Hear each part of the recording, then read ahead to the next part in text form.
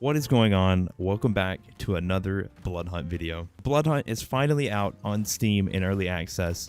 I've been playing it over the last 24 hours and there's a lot I want to talk about. It's kind of first early impressions, things like that, as well as some issues with the game, which as of me recording this, SharkMob literally just now tweeted out a post talking about some of these issues. So I've already recorded this video once and now I'm gonna have to do it again. So yeah, anyway, the gameplay that you're watching in the background is a 4K damage game.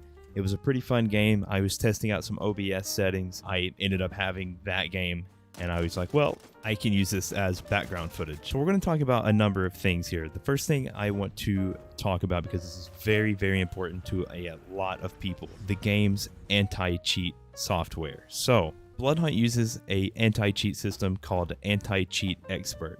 And the problem that everyone has with this is it is Tencent's anti-cheat software. If you didn't know, SharkMob is actually under Tencent, so it does make sense that they would use the in-house anti-cheat software. I wish they would have used something like Easy Anti-Cheat, but you know, it is what it is. And the issue that people's having here is obviously Tencent being a Chinese-based company. There's a lot that comes with that. People afraid of their information, their private information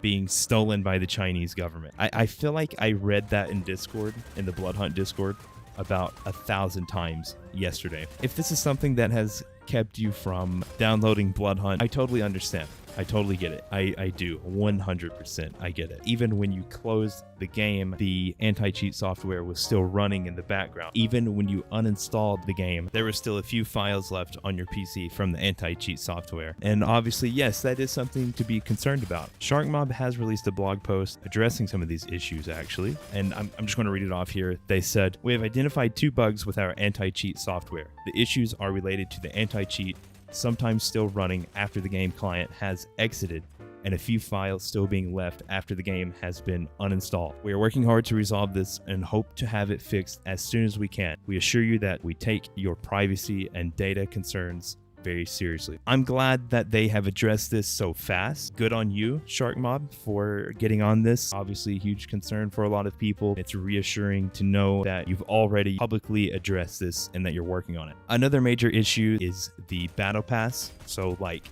to get from level 1 to level 2, it's 30,000 XP, and I believe 1 kill equals 100 XP. I think someone said that second place is like 2,000 XP, so you know it's a lot of XP for someone who can only play like 2 hours a day. I mean, they're never going to finish the battle pass. It's crazy, you know. Obviously, it's a free-to-play game, and that's sort of the free-to-play model. They're like, all right, well, let's have this 100 tier battle pass. Let's make it super grindy, so people that don't have time to play it will pay extra money to level up the battle pass. I'm not saying that's the case here, you know, like I'm not saying that SharkMob is intentionally like, give us your money, but you know, it's the free-to-play model. It is what it is. It's not the first time we've seen this. They have also addressed this in the same blog post. They said, "We have heard from players that the battle pass is progressing too slowly compared to the XP earned. We are looking at our numbers and will be adjusting them to be more fun and rewarding." So that's good. I'm again good on SharkMob for jumping on this and addressing it quick and early. There's a few other things in this post. I will link it in the description below if you want to see it yourself and read everything. But that's the 2 things I wanted to point out. A couple other things that I want to mention, just early impressions on the game. Number 1, the melee weapons. In the current version of the game, melee weapons have a lifesteal perk, which converts 50% of the damage caused into health for the attacking player.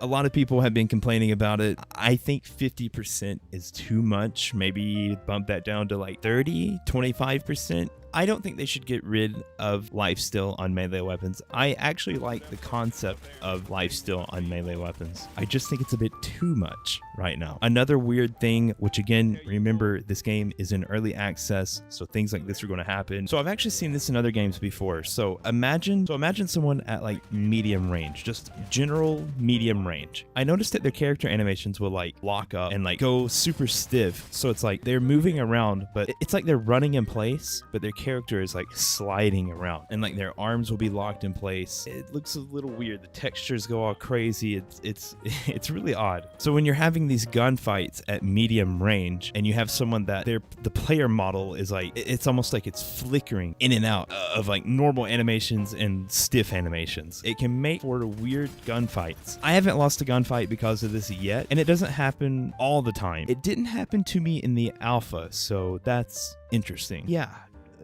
odd little thing. That's about all I've got to say at the moment. I need to play the game more and get a real solid opinion on everything, you know, like everything. There's no reason for me to keep talking. I don't want to drag this on anymore. It's just a few things I wanted to talk about. That's going to do it for me. Hope you enjoyed, and I'll see you in the next one.